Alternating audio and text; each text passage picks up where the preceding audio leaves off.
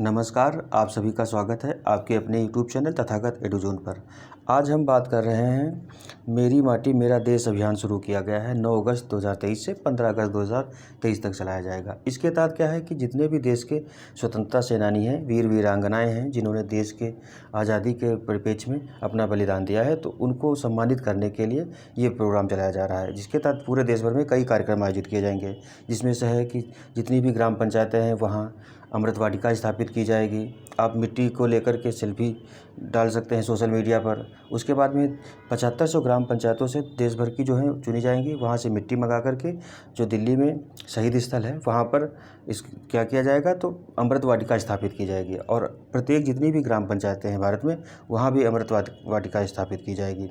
स्कूलों में साथ ही शिलाफलक लगाए जाएंगे, यानी कि उनकी स्मृति में पत्थर लगाए जाएंगे जिस पर हर जगह के शहीदों का नाम लिया होगा। इसी परिप्रेक्ष्य में हम भी प्रयास कर रहे हैं कि जितनी भी जो भारत के स्वतंत्रता सेनानी हैं या जो भारत के महत्वपूर्ण व्यक्तित्व हैं जिन्होंने देश के समृद्धि में अपना योगदान दिया है, उनको हम डेली याद करने के प्रयास में आज जैसे दो लोग हैं। एक हैं त्रिलोकीनाथ चक्रवर्ती। इनकी जो मृत्यु हुई थी 9 अगस्त 1970 में हुई थी। इनका नाम किस लिए फेमस है कि ये स्वतंत्रता सेनानी को उनकी पुण्यतिथि पर सत नमन किया जा रहा है। वे मात्र 7 वर्ष की उम्र में स्वतंत्रता संग्राम में शामिल हो गए थे और क्रांतिकारी गतिविधियों के कारण 8 वर्ष जेल में भी रहे हैं। रिहाई के बाद उन्होंने भारत छोड़ो आंदोलन में भाग लिया और 1942 में फिर से जेल चले गए हैं। तो इस तरीके से उनकी जो देश के प्रति समर्पण भावना है उसको देखते हुए हम उनको स्मरण कर रहे हैं। फिर हैं सैयद अहमदुल्ला कादरी। ये 9 अगस्त 1909 में पैदा हुए थे और 5 अक्टूबर 1985 में इनका देहांत हुआ है। तो ये क्या है, प्रसिद्ध लेखक और स्वतंत्रता सेनानी हैं। उन्होंने प्रसिद्ध समाचार पत्र सल्तनत की स्थापना की। उन्होंने 1966 में भारत सरकार ने पद्मश्री अवार्ड से सम्मानित किया है। जो हमने बताया था पीछे कि भारत ने 4 सम्मान शुरू किए थे, तो उसमें से पद्मश्री से इनको सम्मानित किया गया था। इस तरीके से भारत इनको याद कर रहा है। अब हम अपने आते हैं कि जो हमने कल बात की थी कि राष्ट्रपति के बारे में बात की थी। उसके बाद अब आगे हम बढ़ते हैं कि राष्ट्रपति की क्या क्या और चीज़ें हैं। तो इसमें सबसे पहले देखते हैं कि भारत के कितने राष्ट्रपति हुए हैं। सबसे पहले जो राष्ट्रपति हुए हैं आपके हैं डॉक्टर राजेंद्र प्रसाद। 1950 से 1962 तक इनका कार्यकाल रहा है। उसके बाद रहे हैं डॉक्टर एस राधाकृष्णन। 1962 से 67 तक रहा इनका कार्यकाल। डॉक्टर जाकिर हुसैन 67 से 69 तक रहे हैं ये। इनकी डेथ हो गई थी कार्यकाल के दौरान ही। फिर उसके बाद में तुरंत चुनाव कराए गए। इस तरीके से तीसरे नंबर पर जाकिर हुसैन हो गए। फिर चौथे नंबर पर बीवी गिरी हैं। ये 69 से 74 रहे थे। बीवी गिरी जाकिर हुसैन के बाद कुछ समय तक कार्यवाहक राष्ट्रपति भी रहे, लेकिन इन्होंने इस्तीफा दे करके फिर राष्ट्रपति का चुनाव लड़ा है। फ़खरुद्दीन अली अहमद, इनका भी कार्यकाल के समय देहांत हो गया था, तो 1974 से 77 तक ये रहे हैं। डॉक्टर नीलम संजीव रेड्डी जो हैं ये कब हैं, तो 1977 से 82 तक। ज्ञानी जैल सिंह 82 से 87 तक रहे हैं। आर वेंकट रमण 87 से 92 तक इनका कार्यकाल रहा है। उसके बाद अगले जो हैं वो हैं शंकर दयाल शर्मा, यानी कि डॉक्टर शंकर दयाल शर्मा। इनका कार्यकाल रहा है 92 से 97 तक। उसके बाद KR नारायणन रहे हैं 97 से 2002 तक। डॉक्टर APJ अब्दुल कलाम, जो उनको पीपुल्स प्रेसिडेंट भी कहा जाता है, ये 2002 से 2007 तक रहे हैं। प्रतिभा देवी सिंह पाटिल 2007 से 2012 तक रही हैं। प्रणब मुखर्जी 2012 से 2017 तक रहे हैं। रामनाथ कोविंद, तो ये 2017 से 2022 तक रहे हैं। जो वर्तमान प्रेसिडेंट हैं वो हैं श्रीमती द्रौपदी मुर्मू। ये 2022 में इनका चुनाव हुआ था और अभी तक अपने पद पर कार्यरत हैं। इस तरीके से जितने भी भारत के राष्ट्रपति हुए हमने उन्हें देख लिया है।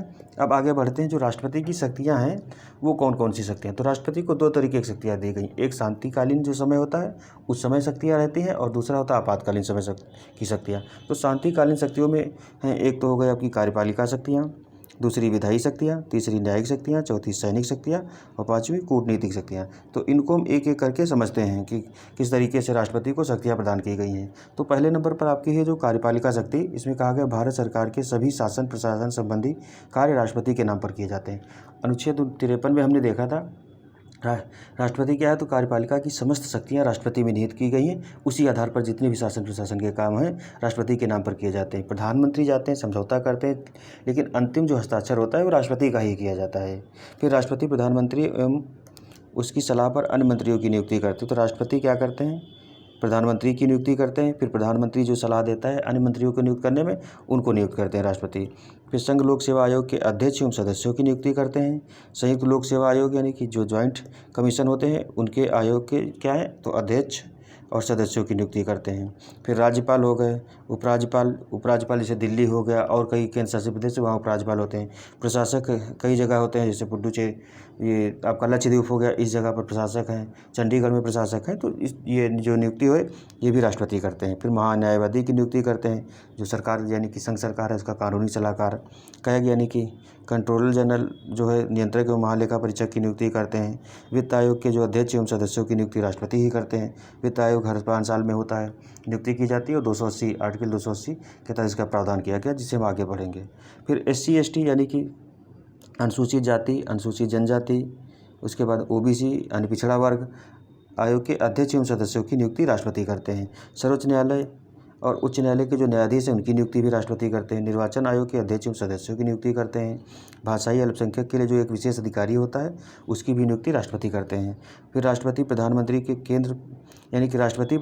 केंद्र के प्रशासनिक कार्यों एवं विधायिका संबंधी जो कार्य होते हैं, प्रधानमंत्री के प्रस्ताव से संबंधित जो जानकारी है उनको मांग सकते हैं।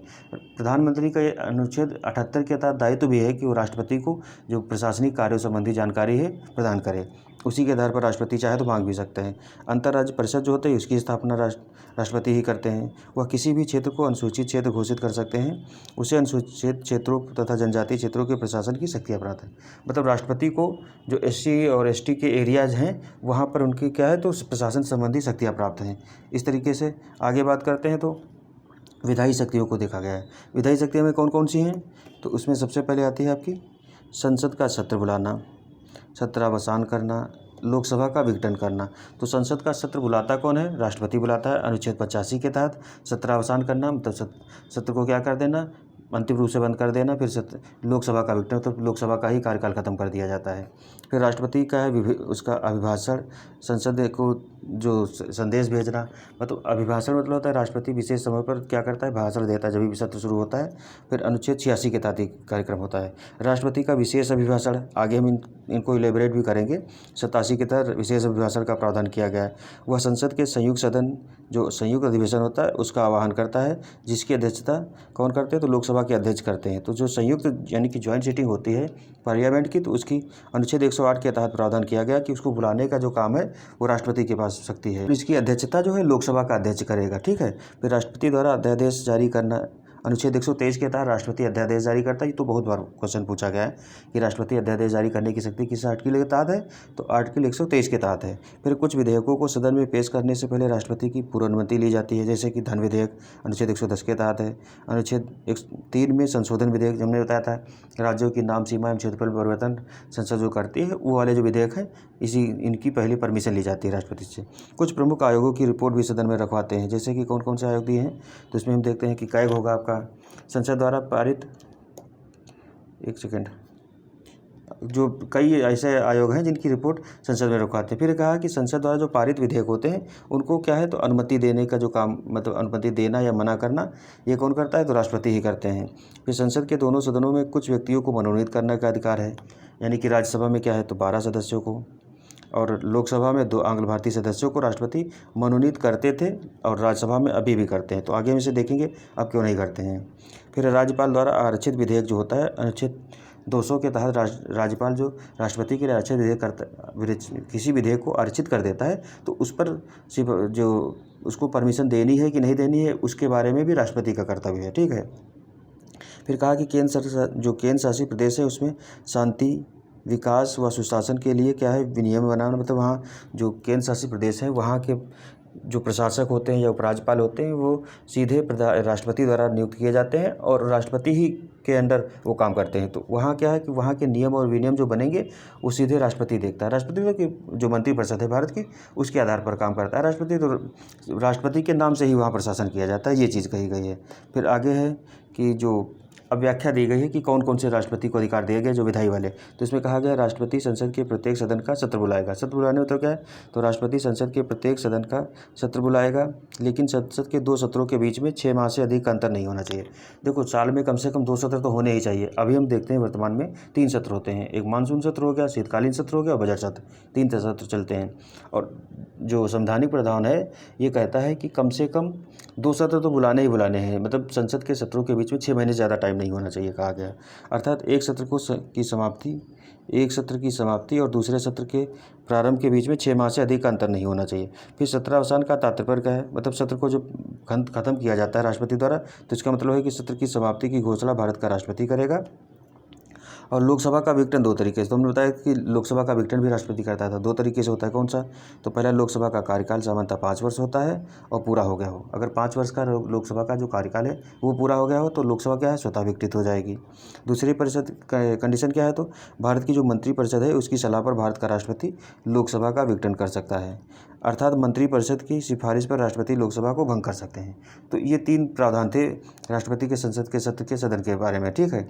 अब आगे देखते हैं, तो इसमें कहा गया है कि राष्ट्रपति जब भी उचित समझे संसद में अभिभाषण दे सकता है और संदेश भेज सकता है। तो राष्ट्रपति को 2 परिस्थितियों में विशेष अभिभाषण, यानी कि जो आर्टिकल 87 कहता था विशेष अभिभाषण जो प्रावधान दिया गया है, तो एक तो कहा गया प्रत्येक बजट सत्र के शुरुआत में। देखो, जब हमने बताया कि बजट सत्र होता है, मानसून सत्र और शीतकालीन सत्र, तो जो बजट सत्र होता है उसके प्रारंभ में राष्ट्रपति क्या करता है, भाषण देता है। इस बार जब बजट सत्र आएगा तो आप लोग ध्यान दीजिएगा, राष्ट्रपति का भाषण होगा, फिर उसके बाद थैंक यू यानी कि धन्यवाद प्रस्ताव आएगा उस पर, उसके बाद में बजट की कार्यवाही आगे बढ़ती है। फिर कहा गया प्रत्येक नई लोकसभा के बैठक पर, जब भी जैसे 2024 में चुनाव होने वाला है, तो जब नई लोकसभा के जब मंत्रिपरिषद का गठन होगा, यानी कि पहली मंत्रिपरिषद बनकर के संसद का सत्र शुरू होगा, तो उसमें राष्ट्रपति इसमें ज्वाइंट भाषण भी दे सकते हो। मतलब राज्यसभा लोकसभा को एक साथ बिठा करके अलग अलग तो जाकर के राष्ट्रपति का भाषण पढ़ा जाता है, इस तरीके से है। फिर अगली व्याख्या है कि जो अध्यादेश राष्ट्रपति जारी करता है, तो आर्टिकल 123 के तहत अध्यादेश जारी करते हैं। तो कहा कि उस समय को छोड़कर, मतलब अध्यादेश कब जारी कर सकते हैं, उस समय को छोड़कर जब संसद के दोनों सदन सत्र में हो। राष्ट्रपति अध्यादेश तब नहीं जारी कर सकते जब दोनों सदन संसद के चल रहे हों, मतलब लोकसभा और राज्यसभा अगर सत्र में है तब राष्ट्रपति अध्यादेश जारी नहीं कर सकते। तो ऐसी परिस्थिति को छोड़कर यदि किसी समय राष्ट्रपति को यह समाधान हो जाता है कि ऐसी परिस्थितियाँ विद्यमान है जिसके कारण तुरंत कार्यवाही करना उसके लिए आवश्यक हो गया है, तो ऐसे समय में वो अध्यादेश जारी कर सकते हैं। तो जब सदन में, मतलब जो सदन है सत्र में ना हो, उस समय राष्ट्रपति अध्यादेश जारी कर सकते हैं जो उसे उस समय आवश्यक प्रतीत हो, मतलब ऐसी कोई आवश्यक ज़रूरत आ गई हो जब राष्ट्रपति को लग रहा हो कि अध्यादेश जारी किया जा सकता है, मतलब इस पर कानून बनना चाहिए, इस वजह से अध्यादेश जारी किया जाता है। तो राष्ट्रपति द्वारा जारी किए गए अध्यादेश की शक्तियाँ वही होती हैं जो भारतीय संसद द्वारा निर्मित कानून की होती हैं। मतलब ये है कि राष्ट्रपति को अध्यादेश पर वही शक्तियाँ प्राप्त हैं जो संसद जहाँ तक कानून बना सकती है। राष्ट्रपति अध्यादेश उन्हीं विषयों तक जारी कर सकता है जहाँ तक संसद को कानून बनाने की शक्ति प्राप्त है। राष्ट्रपति के अध्यादेश की शक्तियाँ अनुच्छेद जो 1935 वाला अधिनियम था, भारत शासन अधिनियम, उसी तरह ली गई थी। तो हमने बताया था 1861 में सबसे पहले प्रावधान किया गया था, फिर 1935 में विधिवत प्रावधान था कि राष्ट्रपति अध्यादेश जारी कर सकता है। वहीं से संविधान में, भारत का जो संविधान है वर्तमान, वहाँ भी ये प्रावधान लिए गए हैं कि राष्ट्रपति अध्यादेश जारी कर सकता है जब संसद सत्र में ना हो, ठीक है। उसके बाद कहा गया है कि राष्ट्रपति द्वारा जारी किए गए अध्यादेश की अवधि क्या है, तो सामान्यतः 6 महीने होती है। मतलब राष्ट्रपति, जैसे अभी दिल्ली वाला भी जो विधेयक आया था उसके लिए राष्ट्रपति ने अध्यादेश जारी किया था, उसके बाद अभी संसद सत्र चालू हो गया तो उसमें विधेयक पास हो गया है। लेकिन अधिकतम जो अवधि होती है वो कितनी है, 7 माह 12 दिन। ये कैसे है, तो राष्ट्रपति द्वारा जारी किए गए अध्यादेश की अवधि वास्तव में इस बात पर निर्भर करती है कि अध्यादेश जारी होने के बाद संसद का सत्र कब बुलाया जाता है।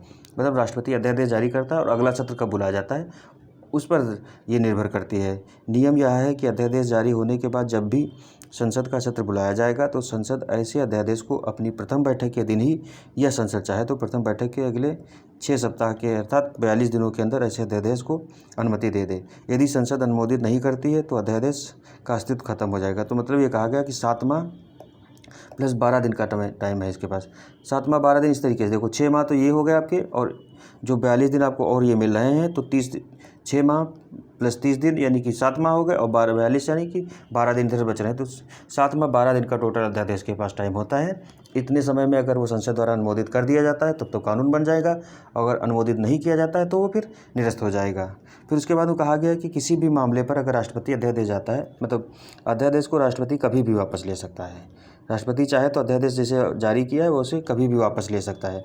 राष्ट्रपति किसी विषय पर एक बार अध्यादेश जारी कर देता है और उस अध्यादेश को संसद की मंजूरी नहीं मिलती है तो राष्ट्रपति चाहे तो उसी विषय पर पुनः अध्यादेश ला सकता है। मतलब राष्ट्रपति चाहे तो अध्यादेश जैसे जारी किया है वो उसे कभी भी वापस ले सकता है। राष्ट्रपति किसी विषय पर एक बार अध्यादेश जारी कर देता है और उस अध्यादेश को संसद की मंजूरी नहीं मिलती है तो राष्ट्रपति चाहे तो उसी विषय पर पुनः अध्यादेश ला सकता है। ला सकता है, संविधान इस पर रोक नहीं लगाती है, क्योंकि बिहार के परिप्रेक्ष्य में ऐसा कई बार हुआ था कि एक ही विषय पर कई बार अध्यादेश आया था। तो उसमें सुप्रीम कोर्ट ने ये कहा कि किसी ही एक मसले पर जब विधानसभा या संसद उस अध्यादेश को निरस्त कर दे रही, तो उसी विषय पर सरकार को यानी कि राज्यपाल या राष्ट्रपति को चाहिए कि वो अध्यादेश ना लाएं। ठीक है, इस चीज़ पर कहा गया था। तो यद्यपि लोकतंत्र की परंपरा का मतलब यही ना कि अगर संसद किसी विधेयक को मना कर देगी तो दोबारा नहीं आना चाहिए। तो यद्यपि लोकतंत्र की परंपरा के अनुसार राष्ट्रपति किसी विषय पर पुनः अध्यादेश जारी नहीं करना चाहिए जब संसद ने अनुमोदन से मना कर दिया हो। फिर अध्यादेश की शक्ति के दुरुपयोग की संभावना क्या क्या है। तो इसमें कूपरवाद आया था सर्वोच्च न्यायालय में। उसमें न्यायालय ने यह कहा कि राष्ट्रपति के समाधान के वास्तविकता को न्यायालय में संभवतः इस आधार पर चुनौती दी जा सकती है कि वह असद्भावपूर्ण था, यानी कि जो अध्यादेश जारी किया राष्ट्रपति ने वो असद्भावपूर्ण था। जैसे कि राष्ट्रपति ने संसद के किसी सदन का सत्रावसान कर दिया, यानी कि सत्रावसान किसी विवादास्पद विषय पर अध्यादेश बनाने के लिए किया हो। मतलब ये दुर्भावनापूर्ण इस तरीके से कहा जाए कि मान लो संसद के सत्र चल रहे थे और संसद के सत्रावसान की शक्ति राष्ट्रपति के पास है। राष्ट्रपति चाहे तो सत्रावसान कर करके फिर उसी विषय पर चाहे तो अध्यादेश ला दे। तो इसको कहा गया कि ऐसी परिस्थिति में क्या करेगा, न्यायालय देखेगा कि ये दुर्भावनापूर्ण तो नहीं है। फिर आगे बात की गई है तो अनुच्छेद 110 38वें संविधान संशोधन द्वारा, जब ये इस तरीके का न्यायालय ने कूपरवाद में कहा, तो 38वें संविधान संशोधन द्वारा इंदिरा सरकार यानी कि इंदिरा गांधी का सरकार थी, उसमें क्या हुआ तो अध्यादेश के निर्णय में क्या है न्यायिक जो हस्तक्षेप था रोकने का प्रयास किया। तो उन्होंने क्या कि अनुच्छेद 123 के तहत अध्यादेश राष्ट्रपति लाता तो उसमें 23(4) क्लॉज जोड़ दिया, संविधान में अंतर स्थापित किया। इसके अनुसार राष्ट्रपति का समाधान अंतिम होगा। मतलब ये है कि राष्ट्रपति ने जो कह दिया वो कह दिया, कोई उस पर तर्क वितर्क नहीं होगा। इस तरीके का मान लीजिए, मतलब राष्ट्रपति अगर अध्यादेश जारी कर सकता तो वही अंतिम होगा, किसी न्यायालय में इसे चुनौती नहीं दी जा सकती है। तो जनता सरकार यानी कि 1978 में जब जनता सरकार की शासन फिर से आया तो 44वां संविधान संशोधन किया गया, जिसके तहत जो ये कूपरवाद था यानी कि न्यायालय अध्यादेश की जांच कर सकती है, उसको फिर से लागू कर दिया गया है।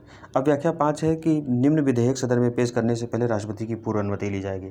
हमने बताया कि कौन कौन से ऐसे विधेयक होंगे जो राष्ट्रपति से परमिशन ली जाएगी उनको पेश करने से पहले। तो एक तो है अनुच्छेद 3 नए राज्यों का निर्माण, सीमा क्षेत्रफल में परिवर्तन संबंधी जो विधेयक है। फिर अनुच्छेद 31 जो कहता है संपदाओं के अर्जन से संबंधी विधेयक, मतलब कि अगर कहीं किसी की संपदा छीनना है जो अर्जन और जो अधिग्रहण करना है तो क्या किया जाएगा, उसमें राष्ट्रपति की पहले अनुमति ली जाएगी वैसा विधेयक लाने से पहले। फिर अनुच्छेद 110 के तहत जो धन विधेयक होता है उसकी परिभाषा दी गई। तो इसमें कहा कि कौन सा विधेयक धन विधेयक होगा, उसके बारे में क्या होगा, राष्ट्रपति से पहले अनुमति ली जाएगी और इस पर लोकसभा के अध्यक्ष की परमिशन से, मतलब लोकसभा का अध्यक्ष डिसाइड करेगा कौन सा विधेयक धन विधेयक है, कौन सा सामान्य विधेयक है। लोकसभा का अध्यक्ष ही इसमें अंतिम निर्णय लेता है। आगे अनुच्छेद 117 कहता है कि धन विधेयक जो वित्त विधेयक है, देखो धन विधेयक लाने से पहले राष्ट्रपति की परमिशन ली जाएगी। और वित्त विधेयक के भी 2 क्लॉज हैं जिसमें राष्ट्रपति की, वित्त विधेयक का एक क्लॉज है सामान्य विधेयक तेरा आता है, उस पर राष्ट्रपति की परमिशन नहीं ली जाती है। लेकिन वित्त विधेयक के कुछ प्रावधान ऐसे हैं जिनमें लाने के जब कोई भी उनके तहत विधेयक आता है तो क्या किया जाएगा कि जो अनुच्छेद 17 है 117 वो प्रावधान करता है कि राष्ट्रपति की परमिशन पहले ली जाएगी।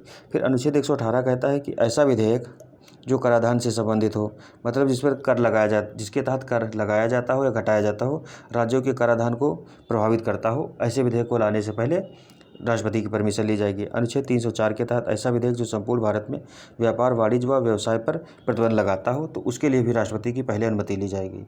अनुच्छेद व्याख्या 6 कहती है कुछ प्रमुख आयोगों की रिपोर्ट, कौन कौन से ऐसे आयोग हैं जिनकी रिपोर्ट राष्ट्रपति सदन में रखवाएगा। तो कह रहा है कि SC आयोग यानी कि अनुसूचित जाति, अनुसूचित जनजाति, अन्य पिछड़ा वर्ग, UPSC यानी संघ लोक सेवा आयोग, CAG, controller and auditor general अपनी रिपोर्ट प्रतिवर्ष राष्ट्रपति को सौंपेंगे और राष्ट्रपति ऐसी रिपोर्ट को मंत्रिपरिषद के माध्यम से सदन में रखवाएगा। तो सदन मतलब कि लोकसभा और राज्यसभा में जो ये रिपोर्ट रखी जाएंगी तो पहले वो राष्ट्रपति को मिलेंगे और फिर राष्ट्रपति उनको मंत्रिपरिषद के माध्यम से सदन में पेश कराएगा। व्याख्या 7 कहती है संसद द्वारा पारित विधेयक को अनुमति देना। तो संसद द्वारा पारित होने के बाद कोई विधेयक या प्रस्ताव राष्ट्रपति के हस्ताक्षर के लिए जाता है तो राष्ट्रपति ऐसे विधेयक पर निम्नलिखित निर्णय कर सकता है। क्या क्या कर सकता है, तो विधेयक को अनुमति दे सकता है। अगर विधेयक को अनुमति दे देगा तब विधेयक पास हो जाएगा। विधेयक को अनुमति देने से मना कर सकता है, मतलब चाहे तो उसे मना कर सकता है। विधेयक को पुनर्विचार के लिए लौटा सकता है। तो किसी भी विधेयक को राष्ट्रपति चाहे तो पुनर्विचार के लिए भी लौटा सकता है। विधेयक पर राष्ट्रपति सर्वोच्च न्यायालय की सलाह ले सकता है। अनुच्छेद 143 जो है राष्ट्रपति को शक्ति देता है। जो सुप्रीम कोर्ट की यानी कि सलाहकारी शक्तियाँ हैं वो आती हैं अनुच्छेद 143 के तहत, जिसमें कहा गया है कि राष्ट्रपति को जो सलाह या मांगता है किसी भी विधेयक या किसी भी मसले पर, तो उसमें सर्वोच्च न्यायालय को कुछ मामलों में देनी होती है सलाह, और कुछ मामलों में सर्वोच्च न्यायालय चाहे तो सलाह ना भी दे, इस तरीके का प्रावधान है। फिर राष्ट्रपति की वीटो शक्ति, जो विधेयक राष्ट्रपति के पास आते हैं तो उसमें राष्ट्रपति को कुछ शक्तियाँ दी गई इसके माध्यम से, जिनको वीटो कहा जाता है। उनमें क्या क्या वो अपना सकता है, जैसे कि अनुमति देने से मना कर, तो ये किस वीटो के तहत आता है कि राष्ट्रपति अनुमति किसी विधेयक को देने से मना कर सकता है। तो सामान्यतः राष्ट्रपति को वीटो पावर देने का उद्देश्य है कि ऐसे कानून को बनाने से रोका जाए जो संसद द्वारा जल्दबाजी में या संसद ने पूर्वाग्रह से, मतलब ऐसा कोई कानून जैसे पूर्वाग्रह, जैसे दिल्ली वाला है, तो अभी दिल्ली सरकार इस पर काफ़ी ज़्यादा आरोप लगा रही है कि ये दिल्ली की पूरी जो पावर है उसको कम करने वाला है। तो उस तरीके के मामले में देखा जाता है, लेकिन इस पर कोई वीटो शक्ति नहीं लगाई है, क्योंकि सरकार के हिसाब से ये विधेयक सही है और दिल्ली सरकार कह रही है कि ये सही नहीं है, तो वो अलग मसला है। पूर्वाग्रह से ग्रसित होकर कानून का निर्माण किया। इसका तात्पर्य वीटो की शक्ति से विधेयक को कानून बनाने से रोकना नहीं, बल्कि विधेयक में जो गलतियां हैं उनमें सुधार। तो राष्ट्रपति किसी विधेयक पर अनुमति देने से मना करता है या उसे पुनर्विचार के लिए वापस भेजता है, तो उसका मतलब ये होता है कि विधेयक में जो गलतियाँ हैं उनको सुधारा जाए और पूरे देश के साथ लेकर के चलने वाला ऐसा विधेयक होना चाहिए, इसलिए इसको ऐसी शक्तियाँ दी गई। तो वीटो सामान्यतः 4 प्रकार के होते हैं, लेकिन भारत में क्या, तो भारतीय राष्ट्रपति के पास केवल 3 ही वीटो दिए गए हैं। तो आगे हम देखते हैं कौन कौन से वीटो राष्ट्रपति को दिए गए हैं। तो इसमें सबसे पहला जो है आत्यांतिक वीटो, यानी कि वो भारत के राष्ट्रपति के पास है। निलंबनकारी वीटो भारतीय राष्ट्रपति के पास है। पॉकेट वीटो या जेबी वीटो भी इसको कहते हैं, तो ये भी भारतीय राष्ट्रपति के पास है। जो चौथा है वो है विशेषित वीटो, तो ये अमेरिका जो राष्ट्रपति है, अमेरिकी का राष्ट्रपति, उसके पास है। मतलब भारत के राष्ट्रपति को ये वीटो नहीं दिया गया है। तो इसमें पहला है आत्यांतिक वीटो। इसमें क्या है, तो यह वीटो ब्रिटेन के सम्राट के पास है। मतलब भारत में ये ब्रिटेन के सम्राट के पास से लिया गया है। यद्यपि भारतीय राष्ट्रपति के पास भी इस प्रकार का वीटो है। इस वीटो का तात्पर्य विधेयक को अनुमति देने से स्पष्ट मना कर देना।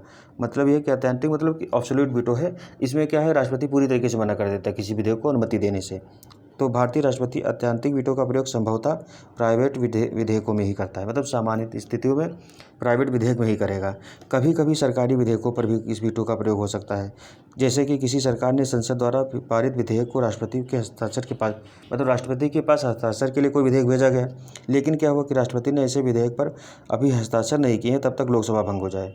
मतलब जिस सरकार, जैसे अभी की वर्तमान सरकार है, उसने कोई विधेयक राष्ट्रपति के पास भेजा, राष्ट्रपति उस पर अभी हस्ताक्षर नहीं किए, तो तब तक क्या हो कि लोकसभा भंग हो जाए। तो ऐसी स्थिति में क्या होगा कि ऐसी स्थिति में राष्ट्रपति अनुमोदन देने से मना कर सकता है। फिर वो सरकार कहे कि हम, मतलब इस पर आप अनुमति दीजिए, तो राष्ट्रपति चाहे तो अनुमति रोक सकता है। क्यों? जब तक नई सरकार नहीं आ जाती। मतलब राष्ट्रपति के पास पावर है, जब तक नई सरकार नहीं आ जाती। और नई सरकार इस विधेयक पर क्या दृष्टिकोण रखती है, मतलब नई सरकार के दृष्टिकोण के हिसाब से राष्ट्रपति इस पर काम करेगा। अगर नई सरकार आती है, कहती है ये विधेयक हम वापस ले रहे हैं, तो राष्ट्रपति की अनुमति की जरूरत ही नहीं पड़ेगी। क्या है, तो उसी राष्ट्रपति उसी अनुसार कार्य करेगा। ऐसे विधेयक पर राष्ट्रपति की शक्तियाँ सीमित होती हैं। सीमित इस मामले में है कि मान लो वर्तमान सरकार है, तो अभी वो पूर्ण बहुमत में, तो वो अगर देती है तो सरकार के खिलाफ ये विधेयक का, मतलब इस वीटो शक्ति का उपयोग राष्ट्रपति नहीं कर सकता। इसमें निजी जो विधेयक होते हैं, निजी विधेयक मतलब देखो, एक तो सरकारी विधेयक होते हैं, दूसरे होते हैं निजी विधेयक।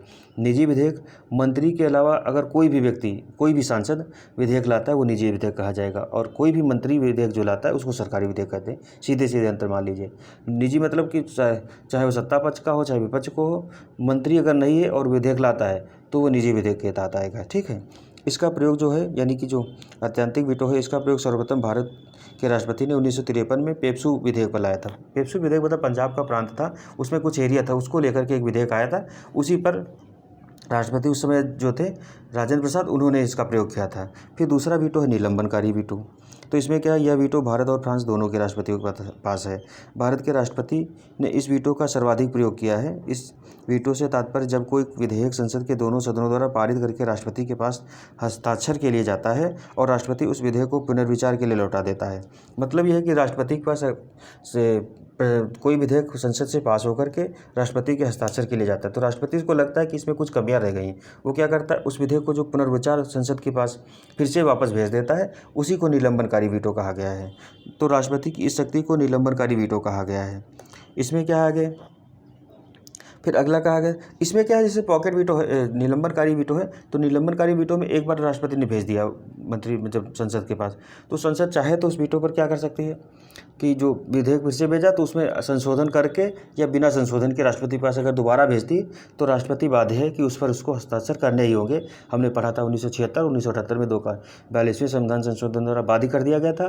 फिर जो 1978 में 44वां संविधान संशोधन हुआ है, उसके तहत एक बार प्रावधान कर दिया कि राष्ट्रपति एक बार जो राष्ट्रपति चाहे तो एक बार प्रस्ताव को फिर से भेज सकता है। उसके बाद अगर संसद पास करके उसी को भेजती है तो क्या होगा कि राष्ट्रपति को उस पर अपनी अनुमति देनी ही होगी, ये चीज़ कही गई है। फिर अगला है पॉकेट वीटो, पॉकेट या जेबी वीटो इसको कहते हैं। तो इसमें क्या है, यह भारत और यूएसए दोनों के राष्ट्रपतियों के पास है। इस वीटो का तात्पर्य विधेयक पर कोई निर्णय न लेना।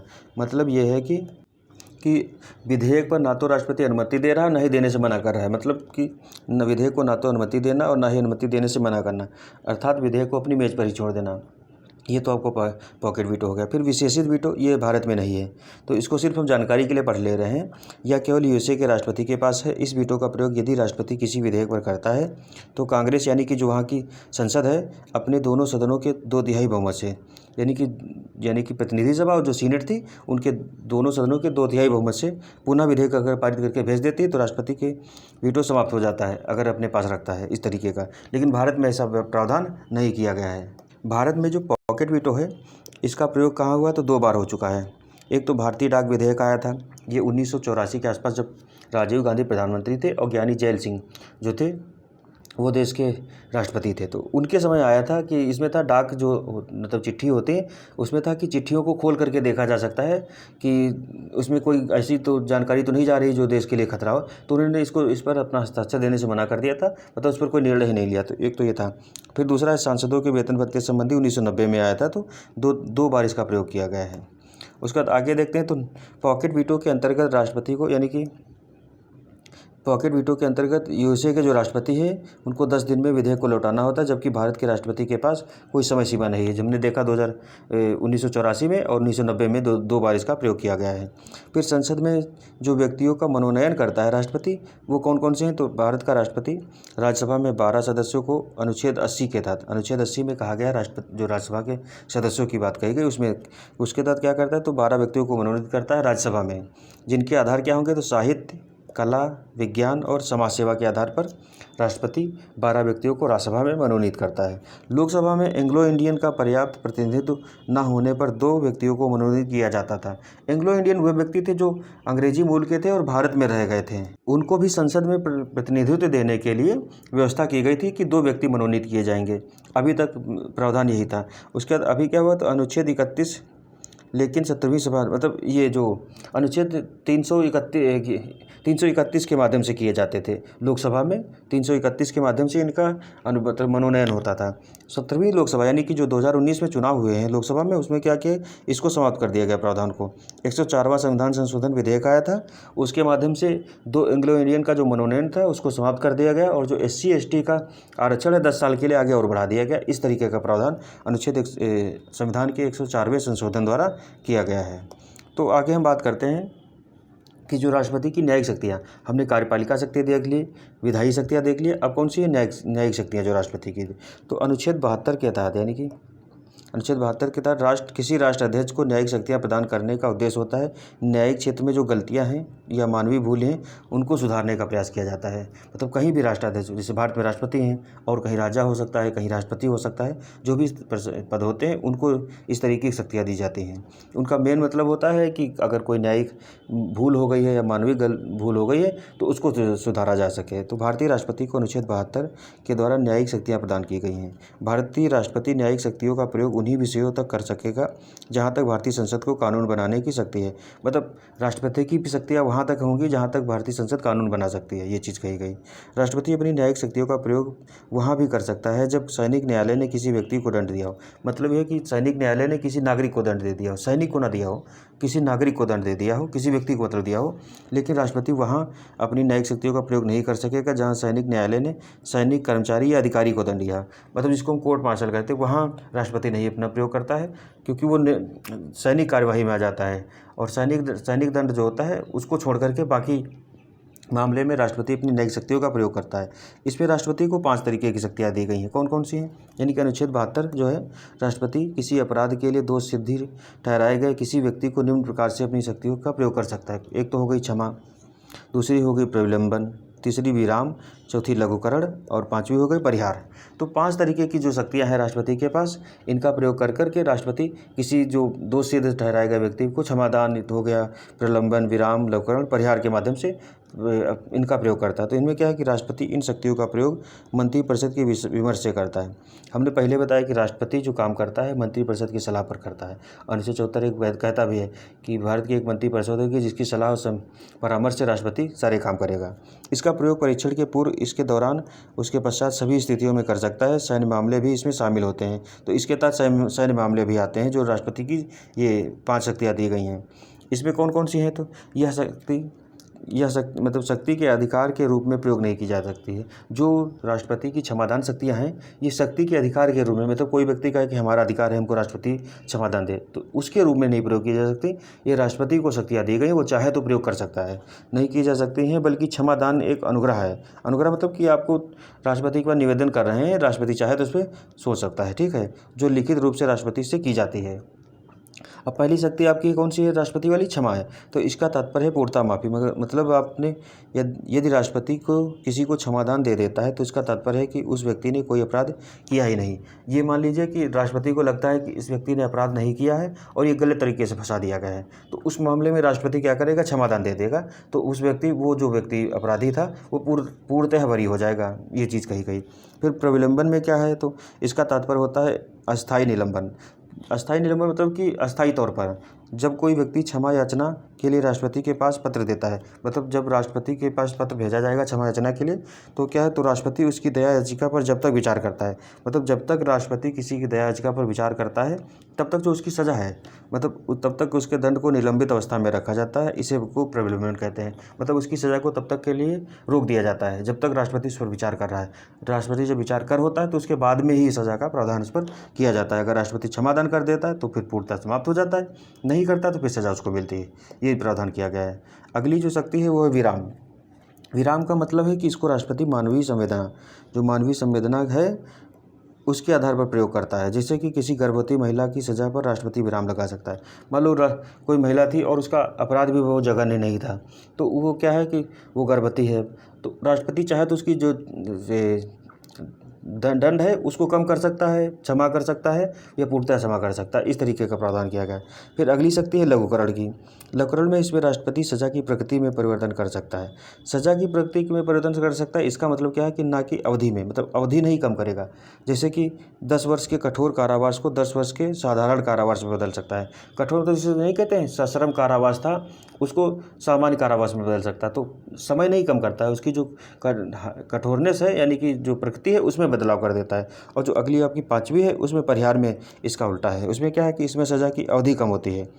मतलब अब जो लघुकरण था उसमें क्या था कि प्रकृति बदलती थी, इसमें है कि सज़ा की अवधि कम हो जाती है, प्रकृति में परिवर्तन नहीं होता है। जैसे कि 10 वर्ष के कठोर कारावास को 3 वर्ष के कठोर कारावास में बदल दिया गया है। ये चीज़ कही गई है कि 3 बार, मतलब परिहार में अवधि कम हो जाती है, लघुकरण में क्या है तो प्रकृति कम हो जाती, मतलब प्रकृति बदल दी जाती है। अगर कठोर है तो उसको सरल कारावास कर दिया जाता है। इस तरीके से हो गया। तो ये राष्ट्रपति की हमने देखा क्षमादान शक्तियाँ थी। अब राष्ट्रपति की आती हैं सैनिक शक्तियाँ। तो सैनिक शक्तियों में देखते हैं कि भारत का राष्ट्रपति यानी कि तीनों सेनाओं का सर्वोच्च कमांडर होता है। तो राष्ट्रपति की सैनिक शक्तियों में क्या है कि तीनों सेनाओं का सर्वोच्च कमांडर कौन होता है? राष्ट्रपति होता है। उसके बाद इस क्षमता से वह यानी कि थल सेना, जल सेना, वायु सेना के जो प्रमुख हैं यानी कि उनके जो हेड होते हैं उनकी नियुक्ति करता है। वह युद्ध की समाप्ति की घोषणा करता है। मतलब युद्ध की समाप्ति की घोषणा राष्ट्रपति करता है, लेकिन क्या है कि यह संसद की अनुमति के अनुसार ही करता है। मतलब मंत्रिपरिषद जो सलाह देगी उसी के अनुसार राष्ट्रपति काम करेगा, लेकिन नॉमिनल जो होता है वो राष्ट्रपति ही होता है सारा। इस चीज़ को कहा गया है। ठीक है, आगे हम बात करते हैं। तो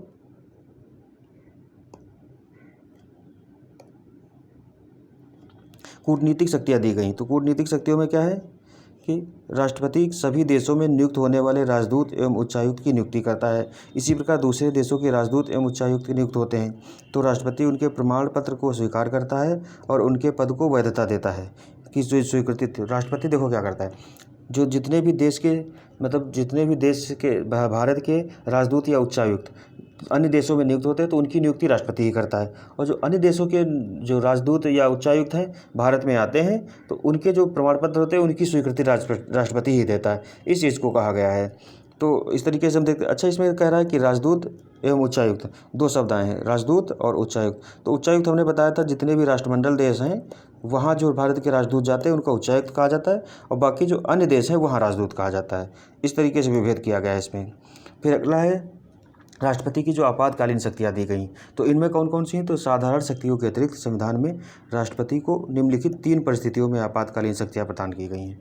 पहली कौन सी है? तो राष्ट्रीय आपातकाल अनुच्छेद 352 के तहत राष्ट्रपति राष्ट्रीय आपातकाल लगा सकता है। कौन? 3 आधार पर हमने बताया भी है कि सशस्त्र विद्रोह, बाह्य आक्रमण और युद्ध, 3 आधारों पर लगाता है, और वो भी मंत्रिमंडल की लिखित सलाह पर, ये चीज़ है।